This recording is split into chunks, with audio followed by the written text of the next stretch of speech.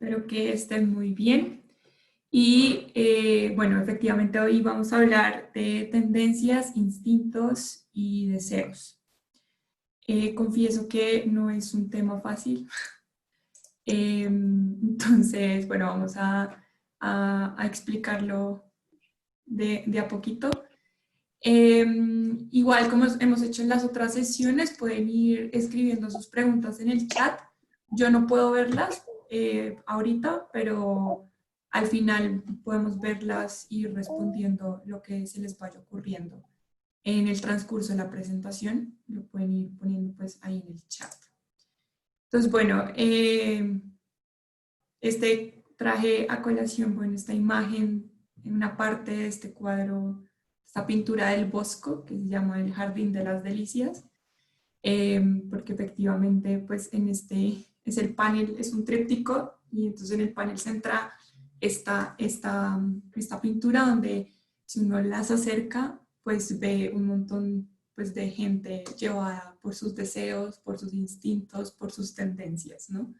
Entonces, parte de lo que quería, bueno, parte de lo que hace el Bosco ahí es como pintar como esa naturaleza humana más básica, se podría decir.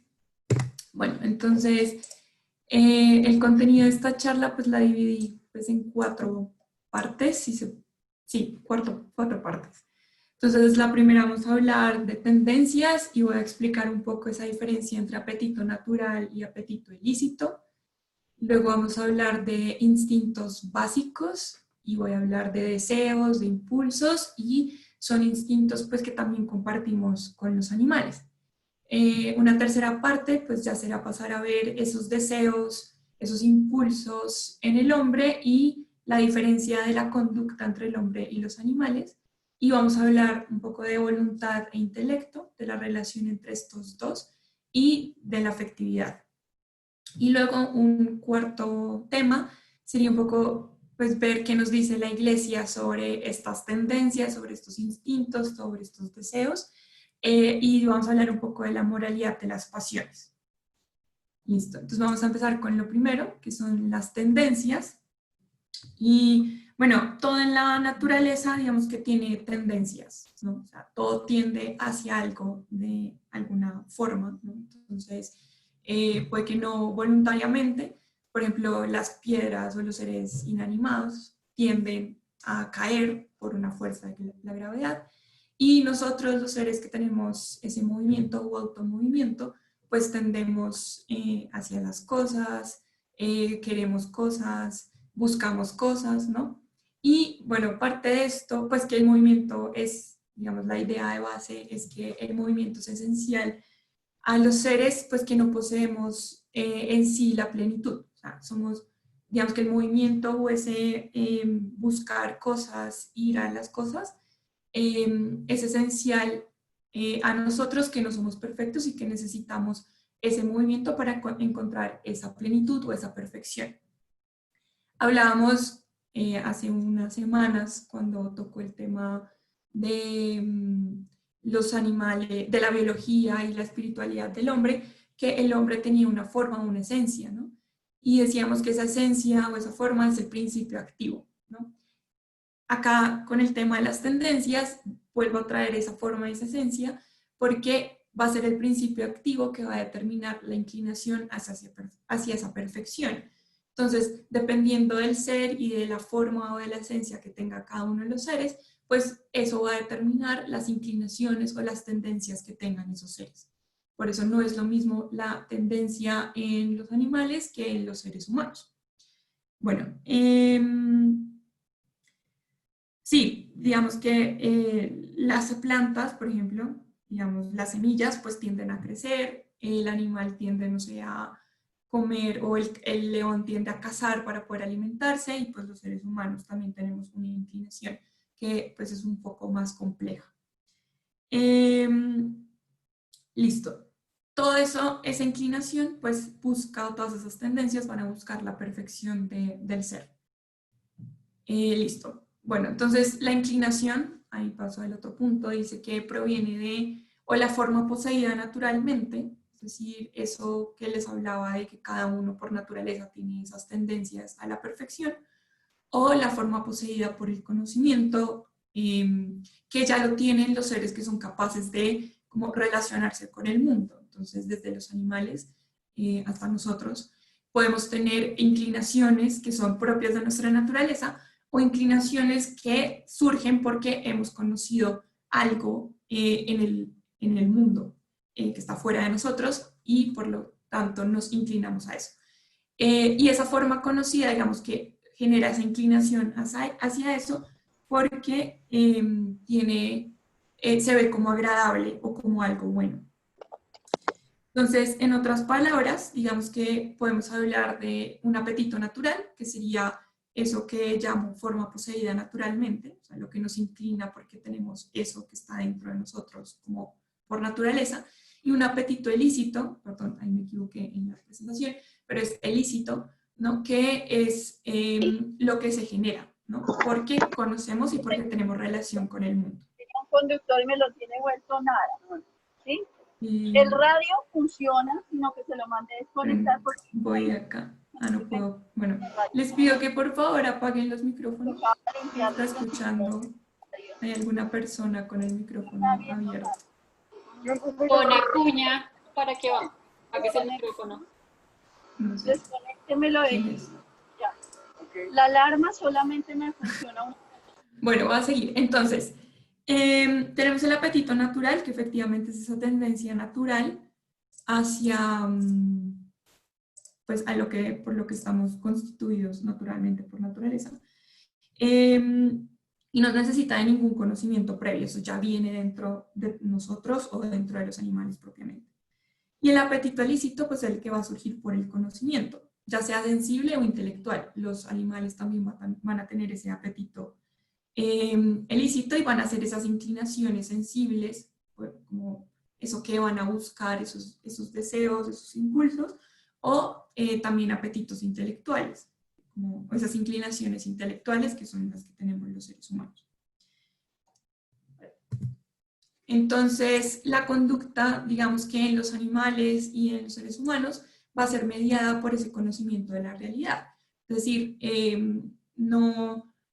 digamos que nuestra forma de actuar en el mundo depende de ese conocimiento de la realidad, lo mismo en los animales. O sea, si no podemos tener ese acceso a la realidad, si no podemos conocer la realidad, entonces no podemos tener una conducta de ninguna forma, o sea, no podemos actuar. Y es interesante que esa conducta instintiva tiene una plasticidad, es decir, que se modifica por la experiencia del aprendizaje. Entonces, entre más el animal vaya conociendo y vaya teniendo experiencia de aprendizaje, pues su conducta, digamos que no va a estar tan determinada por esa naturaleza, sino que va a poder como, va a estar determinada por la naturaleza, pero va a poder ir como aprendiendo y actuando de distintas maneras.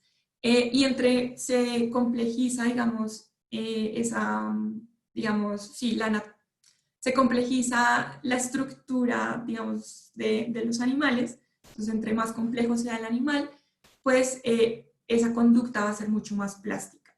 Por lo tanto, en los seres humanos, pues la conducta termina siendo totalmente modificable. O sea, no va a depender solo de lo biológico, sino que va a depender de otras circunstancias que pues, son propias del ser humano.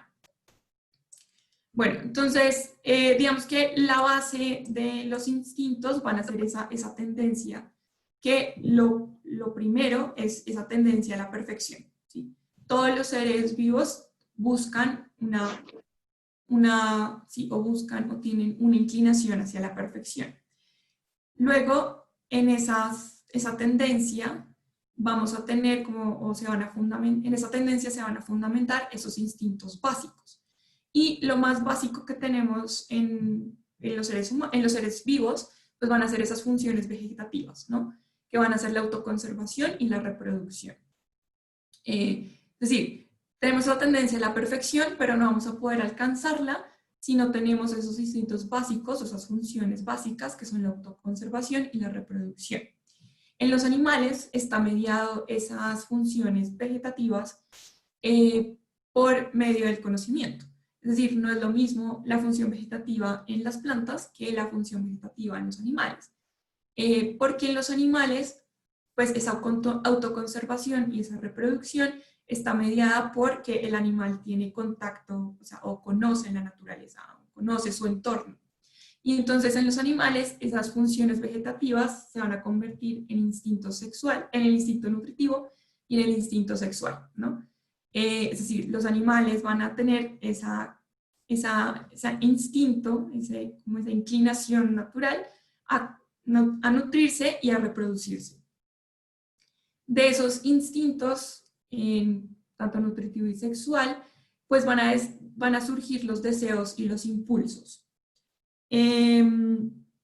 Entonces, digamos que biológicamente tenemos esos instintos que buscan como mantenernos con vida y buscan la perfección de la vida, pero luego vamos a tener, digamos, surgen estos deseos e impulsos a partir de estos instintos, ¿no?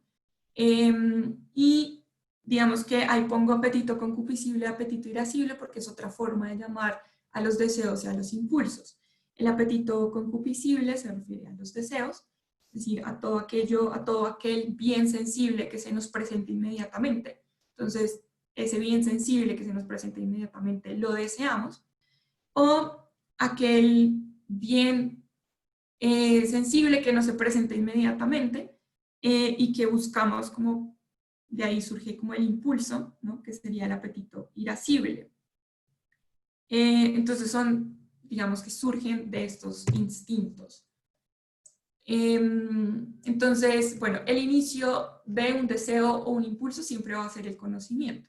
Entonces, estos instintos, claro, vamos a buscarlos para nuestra supervivencia, pero también vamos a desearlos o a impulsarnos hacia eso, gracias a que conocemos el entorno, ¿no? Entonces, el inicio de estos va a ser lo agradable sin más, es decir, se nos presenta, no sé, una torta de chocolate, como está ahí en la imagen, y deseamos inmediatamente esa torta de chocolate porque vemos que ahí hay algo agradable. Lo mismo sucede con lo agradable después de superar un obstáculo, como, no sé, pensamos en buscar, tenemos sed, pero no está presente en este momento el agua, sino que tenemos que ir, buscar, no sé, buscar el vaso y llenarlo abrir la llave y llenarlo con agua. O sea, eso es muy simple, no es un obstáculo muy grande, pero el agua se nos presenta como algo agradable, aunque no esté presente. Entonces hay captación del valor en diferentes momentos del tiempo. O sea, tanto los animales como los seres humanos captamos que en la realidad hay cosas que tienen un valor, que se nos presentan como agradables y que queremos ir por ellas, ¿no? Que no tendemos a buscar lo agradable. Entonces, lo que se capta en el presente, es decir, aquella torta que está ahí presente en este momento en nuestra mesa, por ejemplo, se genera ese deseo, ¿no? Porque es algo inmediato. Pero si se capta como algo que viene del pasado o como algo que va a estar en el futuro, pues se funda ahí el impulso, ¿no? Y generalmente se refiere siempre como el deseo a la satisfacción de los placeres, y el impulso se va a referir a esa como ganas de hacer cosas, como la ira, ¿no? Por eso es como el apetito irascible, ¿no? Como de ir a la lucha, ¿no? De buscar las cosas. Y eso pues lo compartimos lo compartimos con los animales en menor, digamos, ellos lo podrán tener en menor escala, pero los animales van a tener deseos y van a tener impulsos, son capaces de representarse esos como objetos que son agradables o de identificar lo agradable que hay en su entorno y buscar eso. Pero pues están determinados por su naturaleza, ¿no? Entonces, el entorno, digamos que va a estar como, no van a poder como tener posibilidades dentro del entorno, sino que si el león ve a la presa como agradable, pues va a buscar a esa presa como agradable, ¿no? Pero nunca va a ver el pasto como una fuente de alimentación, porque no va a ver el pasto como algo algo agradable. Bueno, entonces aquí vamos a hablar entonces de esta diferencia entre los animales y los humanos, entre la diferencia de la conducta, porque en el hombre no solo hay un deseo o un impulso, no solo tenemos esos instintos básicos, esas tendencias naturales, sino que también hay un querer, es decir, algo que nace, o sea, es autoconsciente, ¿no? De querer hacer algo, y que vamos a identificar, pues, que la facultad que hace que queramos eso va a ser, pues, la voluntad. Entonces, bueno, primero la diferencia entre la conducta, pues, animal y humana es que el número de percepciones que interese al hombre en su entorno es infinito. Lo que les decía con los animales. En el entorno ellos van a percibir su entorno, pero van a ver van a verlo de una manera determinada. En cambio, el hombre, por tener esta facultad, pues, de la razón, y una percepción mucho más compleja, el entorno se le aparece como algo infinito, como lleno de posibilidades, ¿no? Entonces va a poder, digamos, según eso, digamos que la implicación va a ser que va a poder desear muchas más cosas que los animales. Luego, al percibir algo de interés, no se produce una respuesta automática, como si puede suceder en los animales, ¿no? Que el animal apenas ve agua y está teniendo sed, tiene esa como necesidad, entonces va y busca el agua. En cambio, los seres humanos no tenemos esa respuesta automática o inmediata a ese deseo o a ese instinto. ¿Y por qué sea eso? Porque tenemos una voluntad y un intelecto que van a regular de cierta manera esos instintos, esos deseos, esos impulsos. Entonces, puede que estemos deseando en este momento algo, no sé, que tengamos mucho frío y queramos tener algo que nos arrope, pero digamos que la acción no va a ser inmediata, no va a ser necesariamente ir a buscar ya algo que nos arrope, sino que se puede meditar, podemos estar queriendo hacer otras cosas, etc. Bueno, y la tercera diferencia es que el ser humano inventa la forma de realizar la acción. Puede que haya, inventa la forma en el sentido de que puede generar un sinfín de acciones o de formas de realizar la acción en busca de eso que desea o en busca de eso que lo está impulsando. De ahí también surge, pues, que el hombre puede proponer el fin de la acción. No es solamente como satisfacer el deseo o ese impulso de buscar como el placer o calmar esa necesidad, sino que el hombre también puede como proponer el fin de la acción y decir como si quiere o no quiere seguir ese deseo, si ese deseo, ese querer está como acorde al fin que se propuso en su vida, etc. Entonces, por eso puede inventar la forma de realizar esa acción como quiera. Es libre, pues, de hacer eso, ¿no? Entonces, esto nos lleva a, pues, lo que les decía antes, que la conducta, pues, es sumamente plástica, es decir, es sumamente moldeable, porque no está como supeditado a la biología únicamente. O sea, podemos tener la necesidad o podemos tener ese deseo de alimentarnos, por ejemplo, pero el hombre tiene voluntad, intelecto, tiene libertad y con eso mira cómo satisface ese deseo o si es necesario en este momento o si lo va a hacer más adelante. Bueno, tiene un sinfín de posibilidades de cómo realizar esa acción. Sus instintos básicos, pues el nutritivo y el sexual, que compartimos con todos los seres vivos, no radican solo en la biología ni dependen solo de la biología, sino que también tienen ese factor de la subjetividad. Es decir, los deseos y los impulsos pueden ser vividos autoconscientemente y personalmente, ¿no? O sea, tenemos, y reflexivamente, ¿no? También.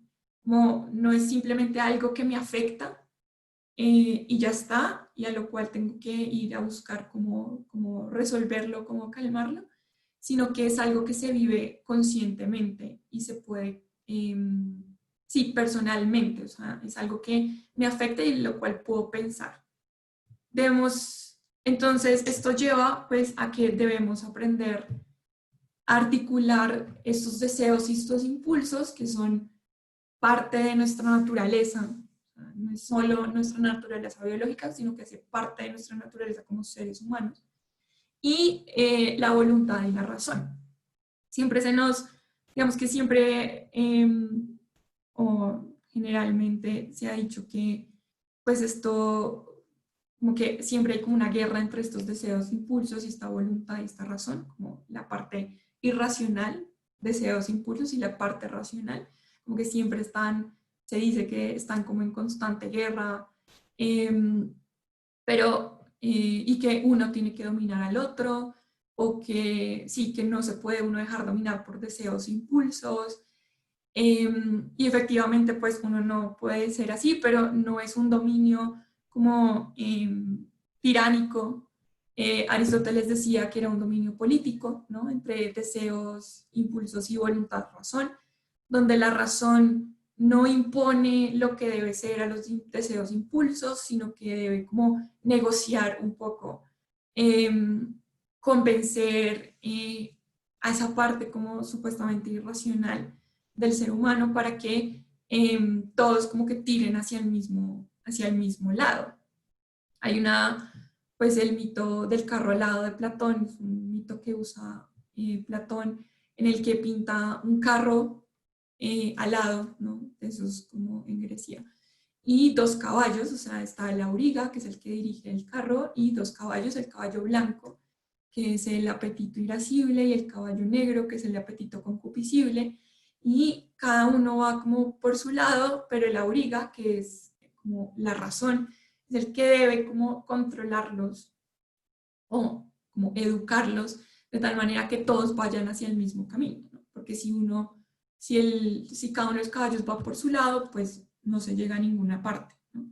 Entonces la razón siempre ha tenido como ese papel de dominio, pero no puede ser un dominio como de imposición de lo que se debe hacer, sino que debe haber un consenso tanto entre los deseos y la voluntad y la razón. Entonces, esperen, me devuelvo un poquito. Aquí, entonces, los deseos, impulsos se sienten, ¿no? Y llegan y nos afectan, pero no porque yo quiera que desaparezcan o porque no quiera sentirlos, van a desaparecer, ¿sí? O sea, eso nos afecta y punto, no hay forma como de quitárselos tan fácilmente. Entonces, por eso esa relación entre la voluntad y los deseos, pues es una relación en la que la voluntad, teniendo en cuenta que los deseos pues no se van a desaparecer por sí mismos, tiene que tratar de como negociar con eso. Esto es muy metafórico porque pues no es que efectivamente la voluntad empiece a hablar con los deseos, sino es una forma de decir cómo tenemos que educar la voluntad y tenemos que educar los deseos para que haya como una armonía entre esto que nos hace seres humanos. Aquí les traía, bueno, un poco lo del temperamento, el carácter y la personalidad, porque siempre que se habla de estos pues, deseos, impulsos, etcétera, pues se llega a este tema. Y es que el temperamento efectivamente tiene una carga biológica muy fuerte, ¿no? O sea, es con lo que venimos todos, ¿no? Incluso tiene una carga genética. Y eso no nos lo va a quitar nadie. Entonces la forma como deseamos, los impulsos que tengamos, no nos lo va a quitar nadie. Pero luego podemos, digamos, configurar ese carácter con la educación, con el medio social, cultural en el que nos encontremos, pero luego tenemos que, con nuestra libertad, configurar esa personalidad que va a estar basada en ese carácter y en ese temperamento. Entonces, parte como del quid de poder tener una personalidad virtuosa sería como lograr como asumir ese temperamento y ese carácter y lograr educarlo, ¿no? Que es coger esos impulsos, esos deseos y digamos que hacerlos como tener esa relación sana con la voluntad y con la razón. Entonces, la voluntad, pues he hablado mucho de la voluntad, pero no he explicado qué es la voluntad. La voluntad pues se define o se describe como la tendencia hacia el bien concebido por la inteligencia. Se le ha llamado también apetito racional. Entonces los seres humanos vamos a tener apetitos sensibles, como en los impulsos, los deseos, pero también tenemos una tendencia hacia el bien que es concebido por la inteligencia. Y a eso lo vamos a llamar apetito racional o voluntad. Entonces, ¿cómo diferenciarlos, digamos, sobre todo entre el apetito sensible y el apetito racional? Porque a veces se llegan a confundir un poco, ¿no? Y el lenguaje tampoco es muy claro, porque hemos como puesto como sinónimos el desear y el querer, pero digamos que en este punto son distintos, porque el querer se va a referir a la voluntad o el acto que hace la voluntad, la tendencia, sí, el acto que hace esa facultad que es la voluntad, y el deseo pues se refiere a ese apetito sensible. Entonces, ¿cómo diferenciarlos? Pues una forma de diferenciarlos porque el bien concebido intelectualmente no es sensible. Entonces, cuando la voluntad está actuando, es porque yo estoy buscando un bien que no necesariamente es sensible. Entonces ahí pongo unos ejemplos, y es: quiero obrar con justicia, pero no deseo ningún bien sensible, ¿no? O sea, la voluntad se dirige a esos bienes un poco más abstractos. O quiero la salud, ¿sí? Pero me privo de bienes deseables, es decir, me privo, no sé, si tengo diabetes y quiero estar bien, pues me voy a privar del brownie de chocolate o de los postres, aunque sean deseables y aunque los esté deseando, ¿sí? La voluntad me lleva como a ese bien, que es mucho más, que no es sensible, que es más abstracto y que es presentado por la inteligencia como algo bueno para mí. Esto también lleva pues lo de la voluntad y el querer las cosas y un poco distanciarse de esos deseos y esos impulsos, a diferenciar entre pues, los actos voluntarios y los actos involuntarios. No me voy a meter mucho con esto porque más adelante va a haber una sesión sobre libertad y se hablará también pues, de esto. Pero bueno, la cuestión es que, digamos que, bueno, un spoiler creo, es que la libertad pues se fundamenta en la voluntad, ¿no? Entonces, el acto voluntario pues es aquello, decía Aristóteles, cuyo principio está en uno mismo y se conocen las circunstancias de la acción. En cambio, el acto involuntario pues va a ser lo que se realiza por ignorancia o porque me obligan o incluso por una emoción muy fuerte como el miedo, ¿no? Cuando yo realizo un acto voluntario, es decir, cuando mi voluntad quiere realmente hacer algo, es porque surge de mí, o sea, surge de mi voluntad, de ese querer, de esa tendencia racional, y conozco las circunstancias de la acción, ¿no? Y eso pues me lleva a realizar un acto humano, que es diferente a un acto del hombre, porque los actos del hombre son actos inconscientes, digamos que podríamos decir que son actos como inconscientes, como, no sé, la digestión es un acto del hombre, ¿sí? Es algo más biológico.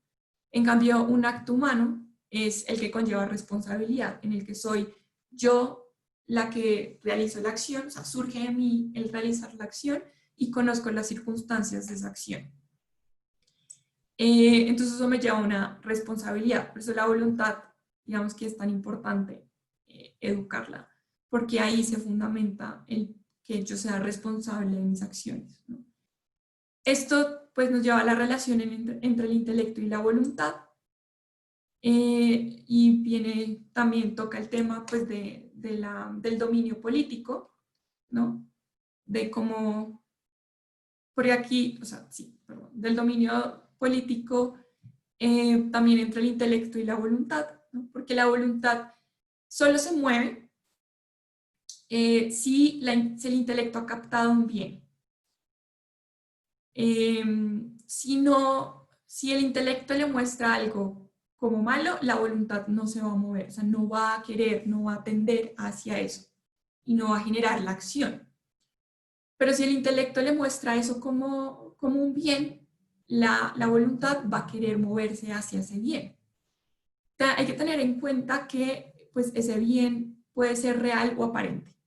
Y que esto se da por nuestra imperfección, ¿no? O sea, porque no sabemos, no podemos conocer todo ya absolutamente si es bueno totalmente para poder seguirlo, sino que, digamos, nos podemos dejar engañar o por nuestra imperfección pues vemos que eso es un bien cuando no es un bien y ahí se explica un poco pues como por qué la gente hace cosas malas, ¿no?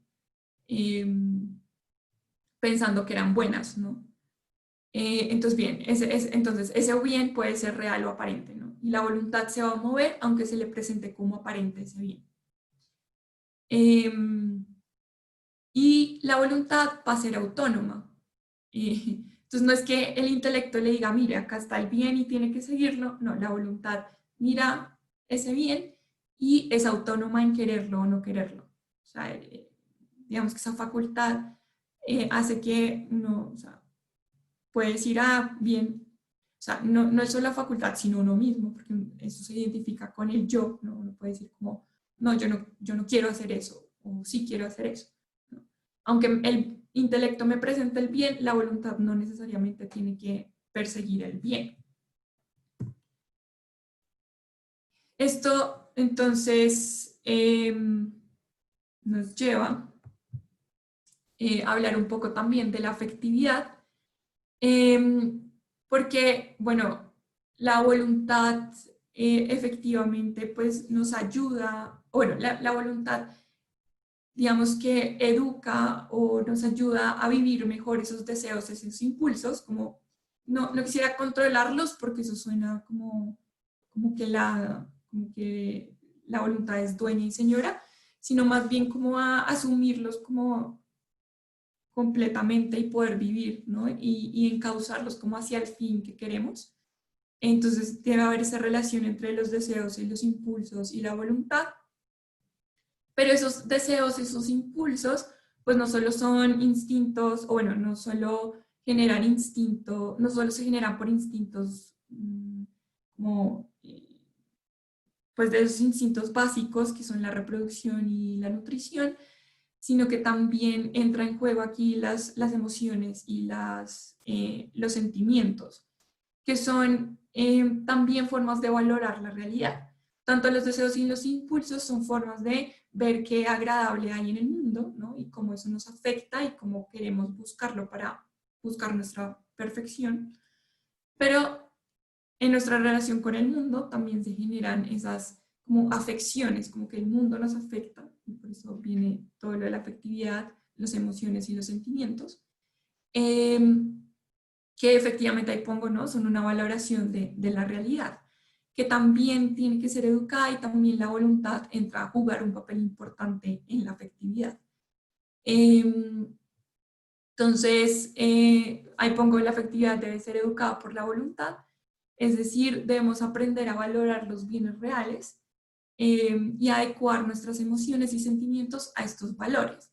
O sea, desde pequeños, y bueno, aunque ya no seamos tan pequeños, podemos ir aprendiendo como a buscar cuáles son esos bienes reales, como ir y como buscar que cuáles son los bienes aparentes que yo tengo, cuáles esas cosas que yo valoro, pero que su valor es aparente, y ir buscando, ir en búsqueda de esos bienes reales.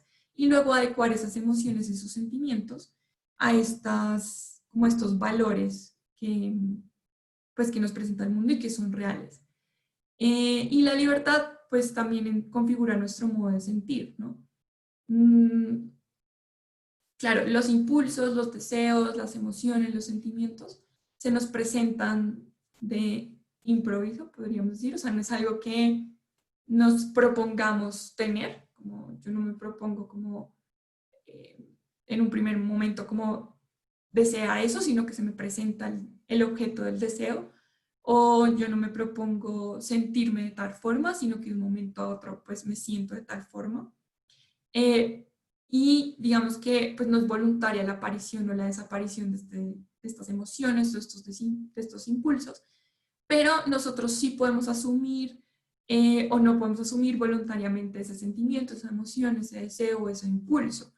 Podemos con nuestra libertad como decir, me entrego totalmente a la tristeza o a la desesperación o al miedo, o también podemos decir como no, vamos a pensar, a reflexionar un poco más sobre este miedo, sobre esta desesperación y como poner a trabajar la voluntad y la razón para ver, no dejarnos llevar por esas emociones y por esos sentimientos.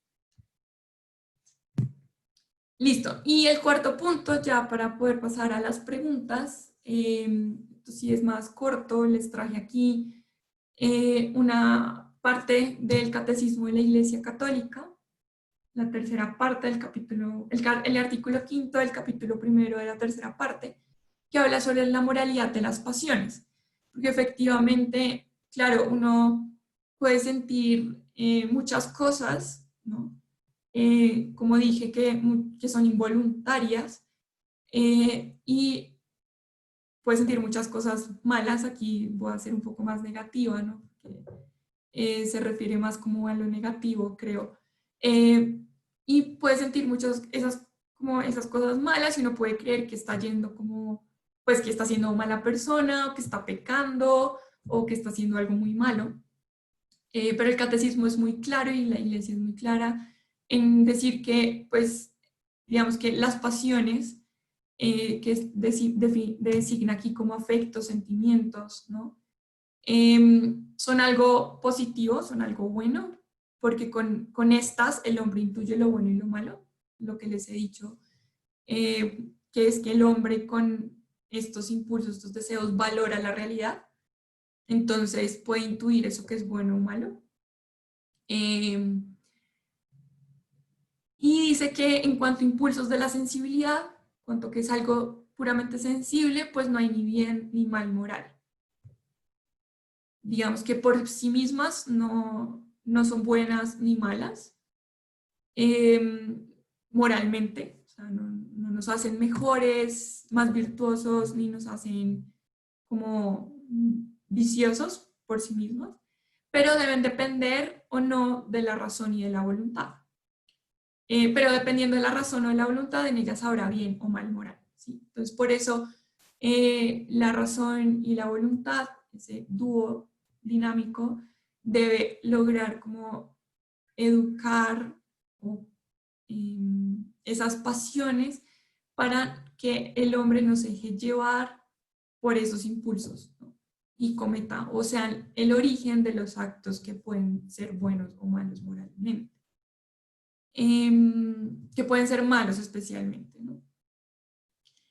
Entonces, pero la idea no es como anular las pasiones, anular las emociones, los deseos, los impulsos, porque esos hacen parte de nuestra naturaleza, ¿no?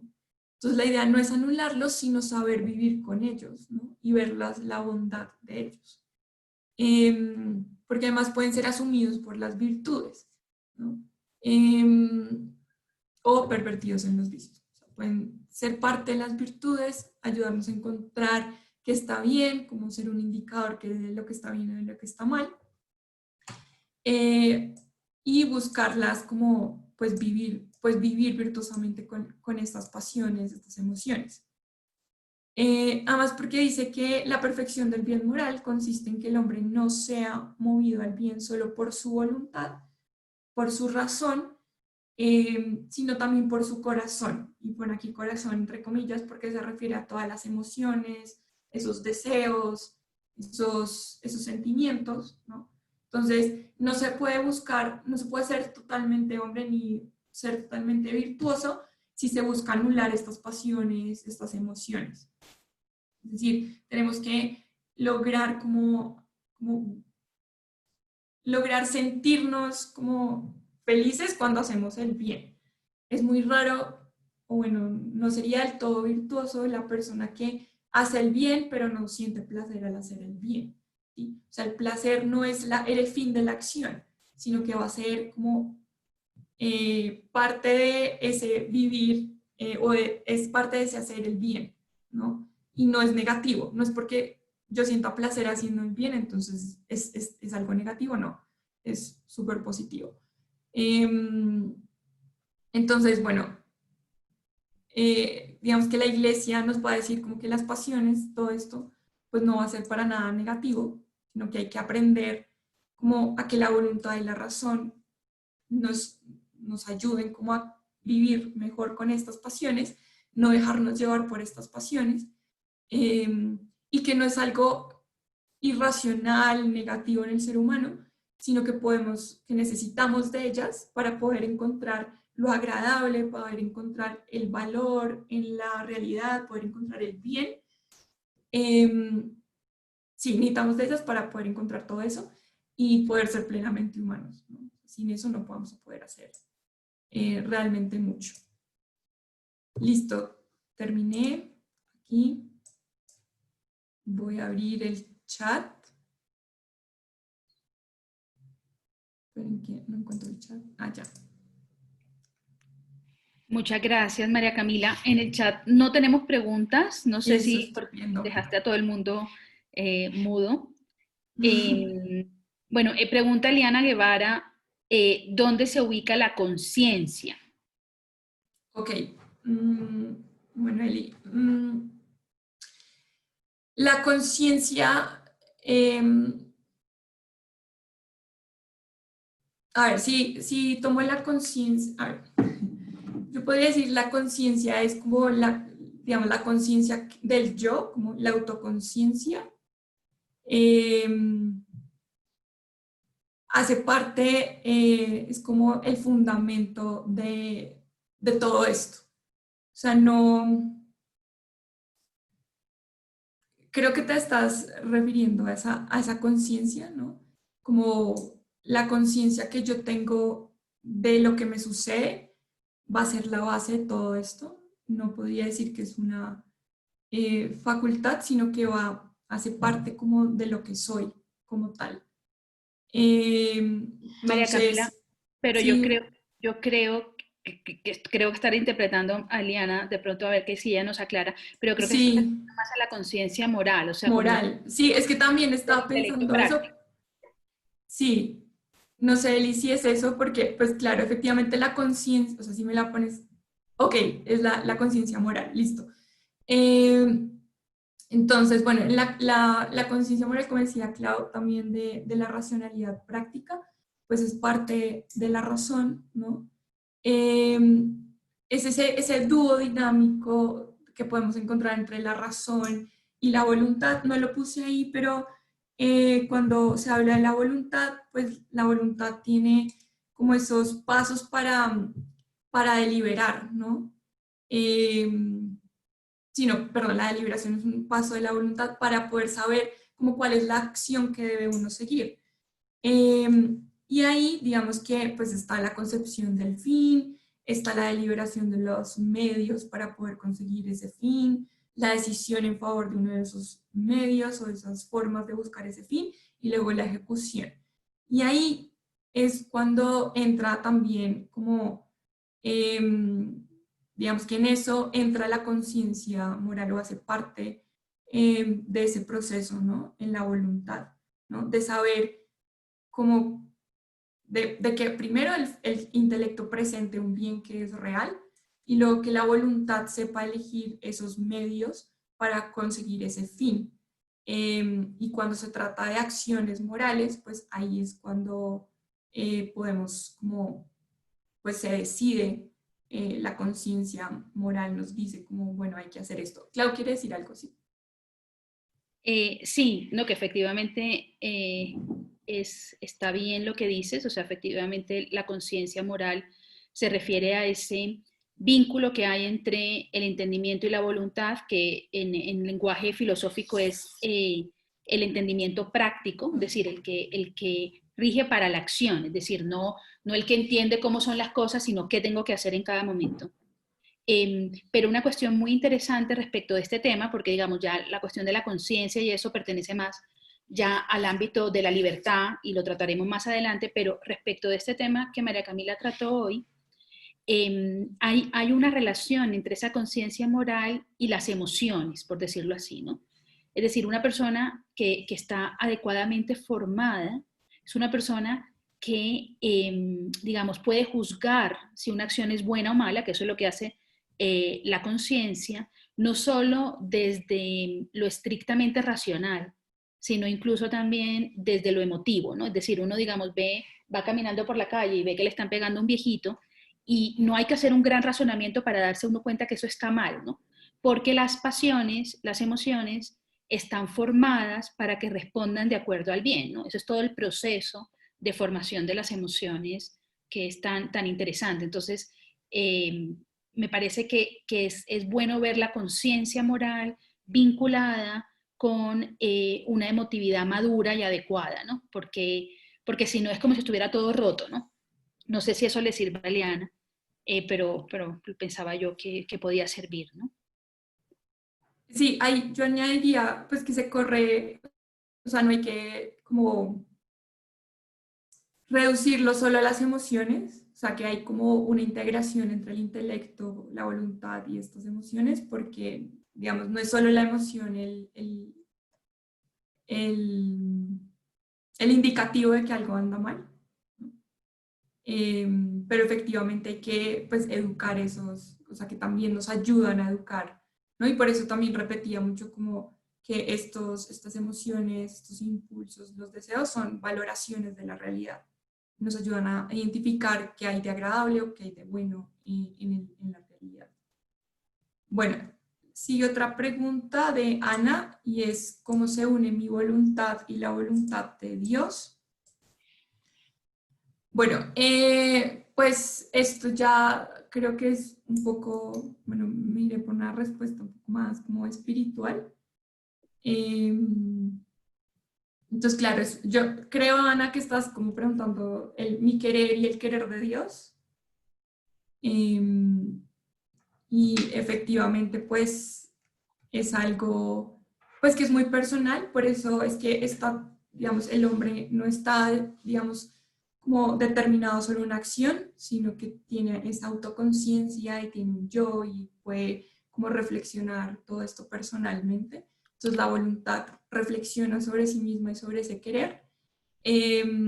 Y pues cómo uniría mi voluntad con la voluntad de Dios, pues es hacer lo que Dios quiere. Y ahí sí ya cada una pues tiene que mirar y rezar qué es lo que Dios quiere para yo hacer lo que Dios quiere. Yo creo que hay también que tener, claro, educada esa voluntad, porque no es fácil, porque uno puede querer algo, Dios puede querer otra cosa, o uno puede desear algo, pero Dios quiere otra cosa, ¿no?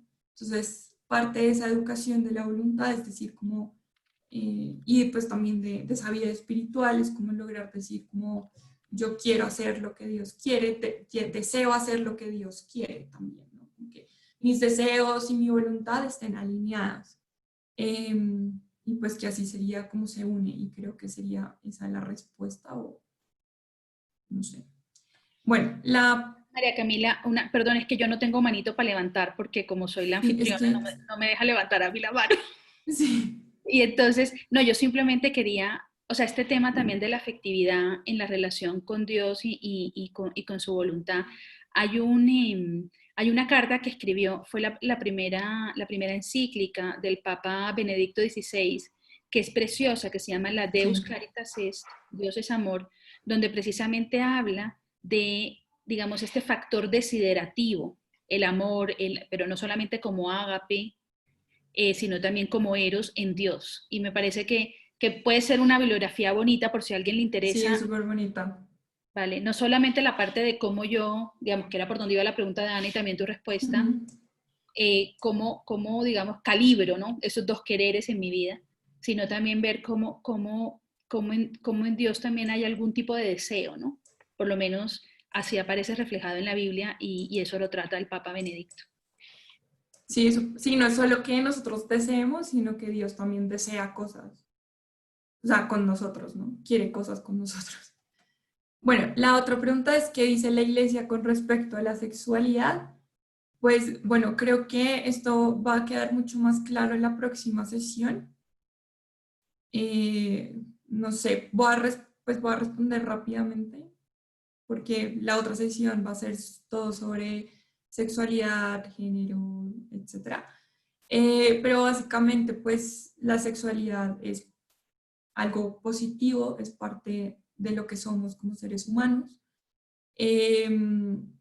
Hace parte pues de eso, lo que les explicaba, ¿no? Ese instinto de esos instintos básicos, el instinto nutritivo, el instinto sexual. Moralmente pues no es, digamos, reprochable, porque es algo que es parte de la naturaleza, es algo que es bueno por sí mismo. Entonces, nada, lo que sí sigue después, y creo que se va a explicar la otra sesión, pues es cómo vivimos esa sexualidad, cómo también la voluntad y la razón logran como educar ese instinto sexual, ¿no? Con miras también a esa perfección del ser humano como ser humano, ¿no? No solo como un animal más en el mundo, sino como una persona y como un hijo de Dios. Pero va a quedar muchísimo más claro la otra sesión. Listo, la próxima, espero que, bueno, próxima pregunta, veo esto, no sé, ok, gracias, listo. Es nuestra naturaleza humana siempre nos lleva al pecado, a menos que fomentemos nuestra voluntad. Ok, entonces, no, nuestra naturaleza humana no necesariamente nos lleva siempre al pecado. O sea, de hecho somos seres que estamos llamados siempre a la perfección o buscamos siempre el bien, ¿no? El pecado es como el mal. Entonces buscamos siempre esa perfección y siempre buscamos ese bien.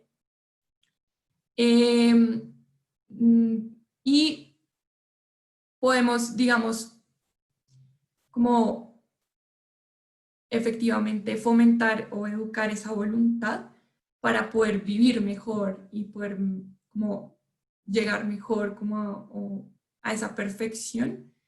Pero solo la naturaleza humana o sea, no busca solo como que no busca solo el mal o el pecado, sino que siempre está buscando el bien. El problema es que por esta imperfección, por esta caída que tuvimos, pues nuestro conocimiento como que se nubló y entonces no podemos como identificar muy bien cuál es ese bien verdadero o cuál es un bien aparente. Y por ignorancia podemos llegar a caer en ese mal. Entonces no es que nuestra naturaleza nos lleve al mal, sino más bien que por esa debilidad en la naturaleza, no sabemos distinguir cuál es el bien verdadero del bien aparente y por eso caemos en pecado. Pero digamos que constitutivamente la naturaleza humana siempre va a buscar el bien, o sea, siempre se busca el bien. Y la voluntad lo que nos ayuda es como a perfeccionar esa búsqueda de ese bien. No sé si quedó claro. Esperen, voy a buscar. Bueno, listo. Adriana pregunta que explique un poco más el concepto de apetito concupiscible e irascible. Ok, entonces esto es, digamos, básicamente otro nombre que se le da a los deseos y a los impulsos. Entonces el apetito concupiscible podemos decir que son los deseos y el apetito irascible son los impulsos.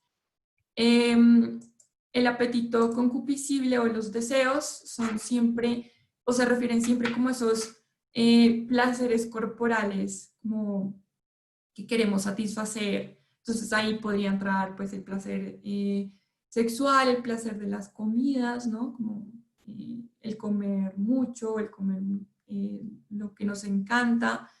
Ahí entrarían como esos deseos. Sería como el apetito concupiscible. Pero el apetito irascible sería como lo que nos lleva a hacer cosas como, no sé, audaces, podría decirlo así, o lo que nos impulsa, por eso, impulsos, ¿no? nos lleva a cometer grandes empresas, o ¿sí? En positivo también nos puede llevar a cosas muy negativas, ¿no? De eso irascible nos lleva como a la guerra, o sea, a hacer al daño al otro, pues como ese impulso de ese, como ese bien que vemos, pero que tenemos que superar obstáculos para conseguirlo. En cambio, en el apetito concupiscible tenemos un bien que está ahí inmediato y que podemos coger de una y satisfacer ese deseo que tengamos. No sé si quedó más claro. María Camila, yo añadiría una cosa, está muy bien la distinción, que efectivamente se refiere al bien inmediato y al bien arduo y difícil, pero también está lo contrario, ¿no? El mal, ¿no? Es decir, el apetito concupiscible también se refiere a todas esas deseos, y tanto positivos como negativos, o sea, aversiones que surgen ante un bien presente o un mal presente. Por ejemplo, la tristeza es una emoción propia del apetito concupiscible. Y en cambio, el apetito irascible también tiene emociones positivas y negativas, se refiere a eso que tú decías, el bien que es difícil de conseguir, o el mal que es muy difícil de evitar también, ¿no? O sea, cuando hay que superar obstáculos, y por eso el término apetito irascible toma su nombre de la emoción más básica de ese apetito, que es la ira, ¿no? Que es cuando hay un mal presente y que yo tengo que quitar de en medio para conseguir lo que quiero, ¿no? Pero ahí también está la esperanza, la desesperanza, por ejemplo. También son sentimientos del apetito irascible o de la impulsividad, como tú lo llamabas con términos más contemporáneos, porque lo de apetito irascible y concupiscible son términos medievales. Medievales, sí, exacto. Es más de antropología clásica. Sí. Bueno, y Paola dice, hay personas inclinadas al mal y personas inclinadas al bien, ¿ok? Es decir, como decía Jesús, conoce sus ovejas y ellas conocen su voz. Y luego hay personas que ya están destinadas al cielo y personas que ya están destinadas al infierno. Ok, entonces lo que hablaba también hace un rato, y es que la naturaleza humana y bueno, las personas siempre estamos inclinadas al bien. Es decir, no buscamos el mal por sí mismo, sino que siempre vamos a buscar el bien. El problema está en que no sabemos distinguir efectivamente cuál es el bien verdadero, ¿no? Y nos podemos equivocar en eso, y algo se nos presenta como un bien, pero realmente es un bien aparente y nos lleva a hacer cosas malas. Entonces, bueno, el típico ejemplo es como pues una persona que, no sé, asesina a otra persona, pues la razón, tal vez la razón no era, o sea, simplemente porque ve ahí algo que está mal y lo quiere hacer el mal, sino porque ve en eso, en esa acción, algún bien. No sé, le sirve para conseguir otra cosa o para quitárselo de encima porque cree que eso está bien, bueno, pero no, o sea, no distingue como el mal del bien, siempre se le presenta como un bien. Porque antropológicamente, o sea, esa constitución que nos hace seres humanos, la voluntad solo persigue el bien, solo puede como moverse hacia un bien. Si el intelecto le presenta algo como malo, la voluntad no lo hace, no lo persigue. Entonces el intelecto le tiene que presentar a la voluntad ese objeto como algo bueno para poder como realizar esa acción. Entonces no hay personas que estén inclinadas al mal como por el mal mismo, sino siempre estamos inclinados al bien. Y lo otro es si hay personas que ya están destinadas al cielo y personas que ya están destinadas al infierno. No. Digamos, por eso somos libres, y va a haber también una sección sobre la libertad, en la que cada uno pues va construyendo ese camino de perfección, o ese camino que va como, sí, ese camino para llegar al cielo, si uno es creyente, ¿no?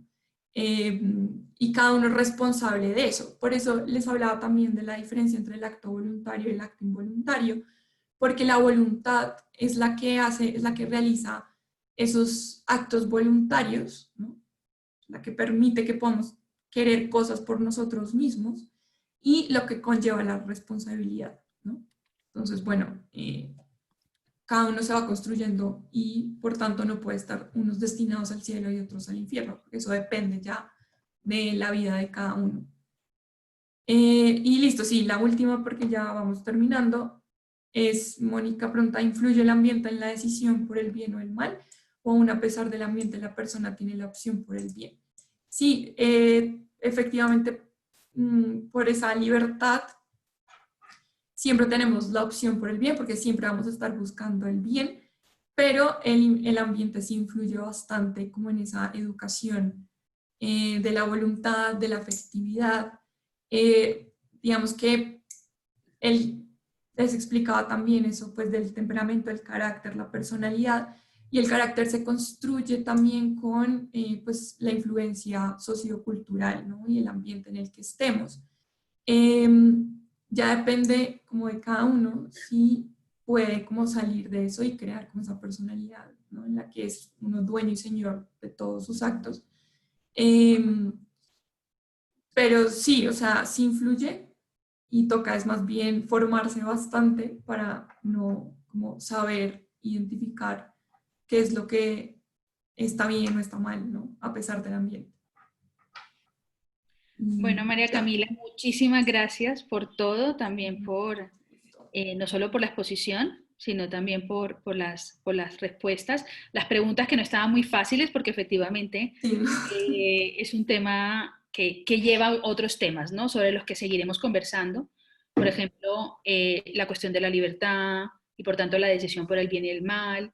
Bueno, todo este tema de sexualidad y género, como les dijimos, lo trataremos en 15 días, porque la próxima semana vamos a tener el retiro mensual para las que quieran, pero como ya lo tenemos previsto en el segundo sábado del mes, pues para no variar eso, ¿no? Entonces, bueno, será una oportunidad para enfocar la pregunta de Ana María respecto del querer de Dios y el querer del hombre desde una perspectiva más vivencial, llamémoslo así, y no solo teórica como en las clases. Pero en cambio, en 15 días sí tendremos nuestra sesión sobre sexo, sexualidad, género, es decir, aún no nos meteremos tanto con el tema de la libertad, sino que veremos esta cuestión de las emociones y la afectividad en uno de sus campos, que quizá es el que en nuestro tiempo es el más difícil y complicado de entender, ¿no? Entonces, bueno, les agradezco a todas su atención y bueno, pues quedamos emplazadas para dentro de 15 días y la que quiera, pues de todas maneras también les enviaré la información para dentro de 8 días. ¿Listo? Bueno. Súper. Gracias. Muchas gracias. Muchas gracias a todas. Chao. Adiós. Gracias. Muchas gracias. Muchas gracias. Chao. Chao. Gracias. Gracias por las preguntas. Gracias, sí.